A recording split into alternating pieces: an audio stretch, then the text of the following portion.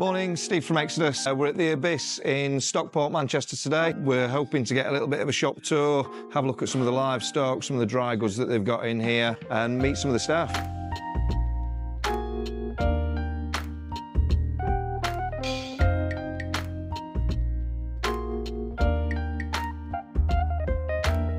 Good morning, Annie. Morning. Are you all right? Great to see you. Nice to see you. Thank you for coming in. As you know, we've been doing some videos for Exodus of stores, just having a look round, seeing what you guys do. Will we be all right to have a little bit of a shop tour today? Yeah, of course. Obviously, I appreciate you coming in. So we split our room in half, but the front half is all tropical freshwater. This is Dom. Morning, Dom. You all right? How you doing? Great to see you. How are you, sorry, man's all right? That's fine. So we have both sides plus the plant tank, and the back half is marine. So obviously, now we do a freshwater radion. Yes. We'll look at the planted tank as well, because it is very popular. We are at the marine end.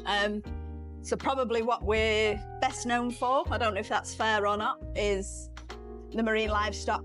You shopped here even before you sold? Yeah, before I was in the industry, I used to be a customer here. Yeah. And I always used to come for the livestock for the simple reasons that you always had something exciting, something different for me to look at. The tilefish are stunning. One of my favourites, to be honest. They are so cute, kind of prehistoric looking. If you look at the little top lip there, there's a little fat bump. They're quite intelligent as well, these tilefish. They're not as jumpy as others, and they've got a really cute little trait where if there's a little bit of food on the floor, they will blow it to make it come up into the flow of the water to then eat it. It's like they know they're too posh to eat off the floor. Not something you see very often, but really... No. Are they difficult to keep, or...? Not when you buy them from here. Absolutely. Well, really heavily stocked. I think at the minute we've got 4 or 5 black tangs, 6 or 7 Achilles. So this is what we want to aim to be. You know, if you come to this shop, you get to choose from.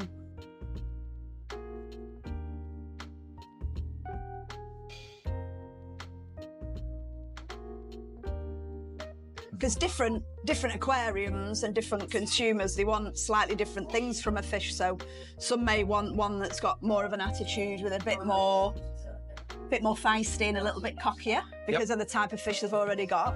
Some might want one that's a bit more laid back. And of course, because we keep them for so long, we really become accustomed to how they behave, how they are, what they eat. So we can do that for the customer. And to me, if you're spending that sort of money, that is the kind of level of service you want. Yeah, how long do you normally keep a fish for before you actually let it go? Does it depend on the species, or do you have a minimum time that you keep hold of them? It depends on the season, because that can dictate the condition that the fish arrive in. It depends on the species, as you've said, and sometimes the fish alone. So we can get a little bit stuck on the fact that these fish are all the same because they look the same, but they're really not. They're like owning dogs. So they do have different attitudes and they behave differently, even though they look like fingerprints of each other. So it really is, until we deem them good enough that the customer's going to be really impressed with how they behave, the condition, how they eat. So you'll notice everything's nice and fat. It'll be a myriad of different foods. They probably get fed 9 or 10 different types of food. Okay. Daily. Wow. We'll have alarms going off for the fish that need more frequent feeding to remind us. Okay. So things like your Achilles, maybe Moorish idols, that sort of thing. Yeah, copper bands, things with high metabolisms or babies. So we've got some real cute, tiny little babies and tank-bred species as well.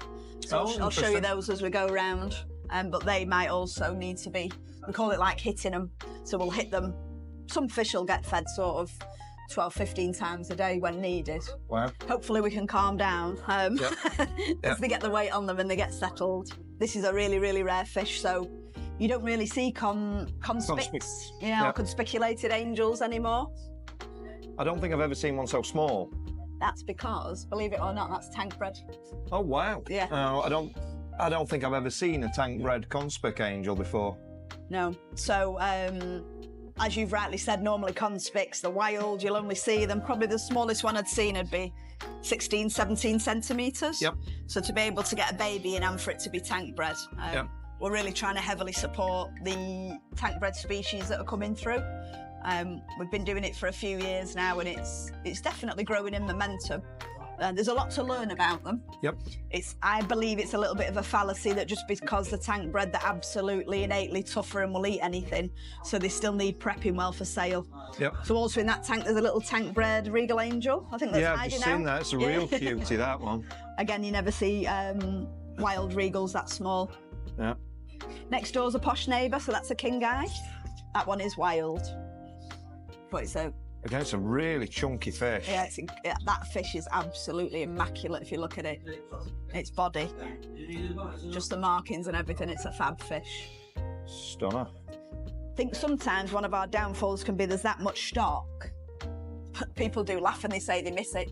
Yep. So in each tank we will mix fish, and that's a conscious thing because we want customers to see that you can do it. We want them to trust us. You know, if we do it, you can do it, and we'll teach you and show you how, if needed. The rhino piece is actually quite funky. He's got his back to us at the minute, which is rather rude. He might give us his face in a while. This one's actually eating frozen food, believe it or not. Yeah, I can see a feeder shrimp sat on his head. You don't see many seahorses so these nowadays. are little black erectus. They've taken some time to get hold of these. We've also got some yellows in stock as well. Oh, wow. But just hopefully we really want it to be a nice experience for the customer, so we want them to come and it never feel like a wasted journey. Yeah. So every tank should have hopefully something interesting, some good volume of stock.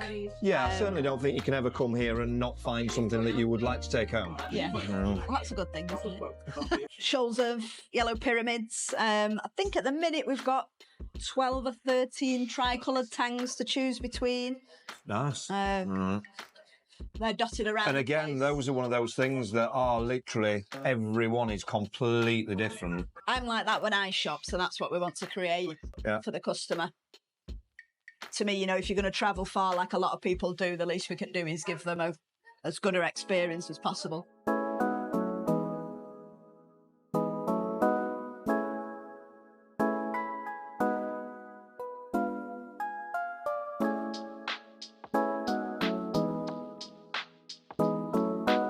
The coral section's very different to everywhere else, so you lean them towards the front of the glass.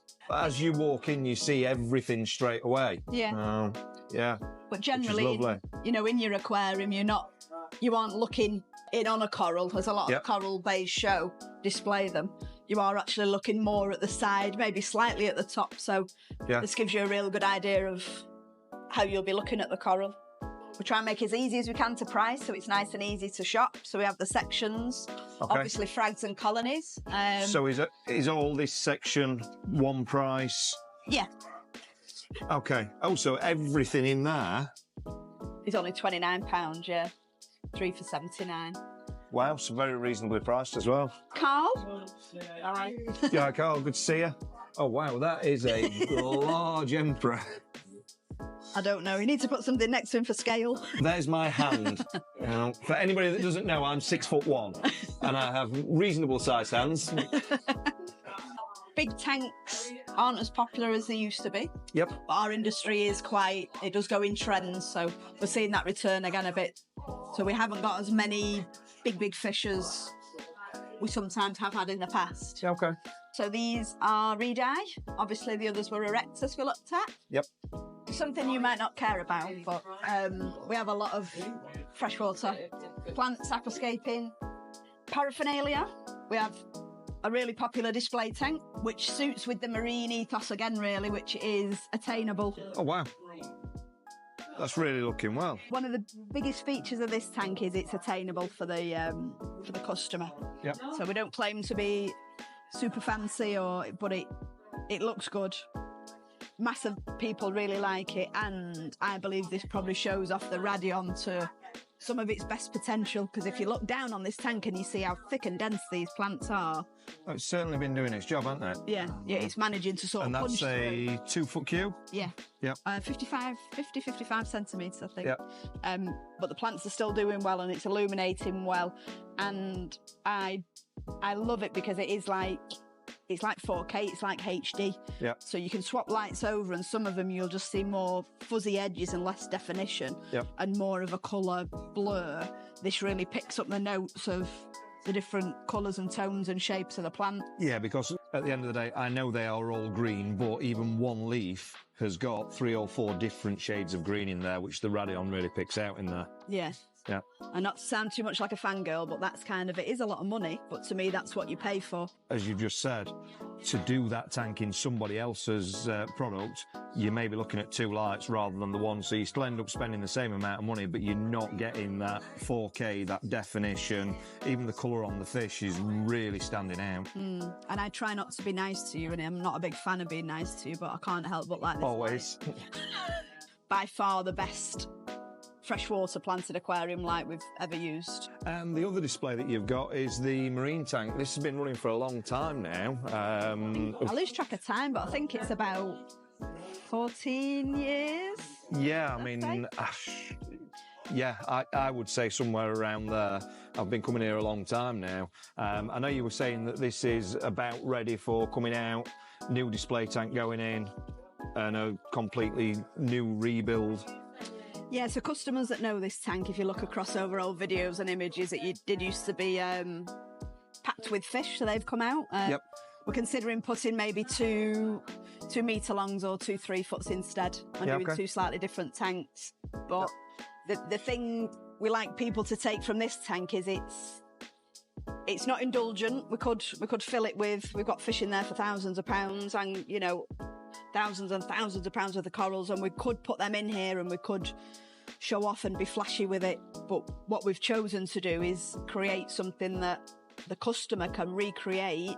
It's budget friendly for marine, and it's easy to do with good advice. Everybody can have this in their home. Yeah, without it becoming possibly like a second job like some aquariums sometimes can be. There is a group of people that need to be encouraged into the industry and sort of not patronised, shown an easy way of doing it that still looks stunning. If I remember rightly, this tank started on Gen 3 Radions. We then moved over to Gen 4, Gen 5, and now we're on Gen 6. Yeah. So it's been through all iterations of Radion, and everything's grown really well. I would say with these newest generation of Radions, we've got the best probably colour definition. Yeah, and as you said earlier, it's that HD look again, where everything really stands out. You look at some of these corals in here and the colours, you can pick every single line out. The brain coral up the top is lovely. Yeah. So this aquarium is quite known with our customers for running on external filters. Oh, okay, yep. A lot of people find some like slightly intimidating is our experience, especially with new customers. Yep. Maybe people with young families, kids that like to open cupboards. So I did find an action man in my son's when my boy was very young. So yes, I can get that. We do then cover for some aquariums. Yeah, absolutely. Equipment that goes in them. Yeah, you've obviously got all of the Quantum range in stock, even the massive Quantum 300, which is a big skimmer. Yeah, it's an impressive thing. Yeah, it's nearly as big as you.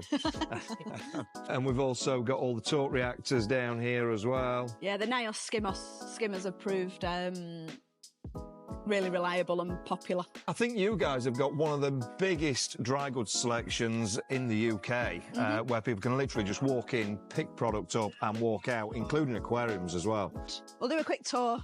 Yep. I think we have around 60 out on display, and then we stock probably another 70 or 80. We have a good frozen food selection. So a customer can literally walk in, get their aquarium, all of their equipment, and leave the same day, ready to go home and start setting up. And if you're going to buy a tank, which is a piece of furniture for your house, you want to really see it, you want to touch it. Yep. You want to make sure it suits. Annie, these are huge. So these are big potable water containers that have 50,000 litres of seawater in. So we never run out of water if you're ever in need. We have it tankered in. Okay. How often do you have it tankered in? Probably every 4 or 5 weeks or so, I'd say. Wow. Yeah, that's a lot of water. that's a lot of water. I was going to fill them up with gin and vodka, but I don't think there's probably anywhere that stocks as many aquariums to choose between on display. No, and you've got all different colours, options, heights, sizes, everything is covered. Yeah, we've got a little bit of overspill of stock. We do have 2 separate stock rooms on top. Yep. And again, just everything. We like to give the customer lots of choice. So down here, I see we've got all the goodies and also the new price on the freshwater add-on. And also Steve. Steve. Oh, great to see you, Steve. Oh, don't run away. I'm getting made out of it. Steve, you've been part of furniture for years. How long have you been here now? Just over 10 years. Wow. Time flies. They must be looking after you for you to stay that long. Oh, yeah. You guys have got the some of our old displays from the trade show as well, so people can actually see the wet side, the dry side, the controllers, all on display. And I like this where you've got it so you can actually show the customers how easy it is just to take a wet side apart to clean. And just pop back together again. So customers can actually touch it, feel it, see it, and then grab it off the shelf. Talking about the aquariums, being able to have everything to take away, this is why we carry so much stock. Yep. So we display them well. They're over our SPS tank and also over the display tanks, fresh and salt, so that consumer can really see just how good and controllable they are. Thank you again for today, Annie. If anybody hasn't been to the Abyss, make sure you come down. Stockport, Manchester. I promise you, if you come down here, you will be leaving with something. They've got something for everybody.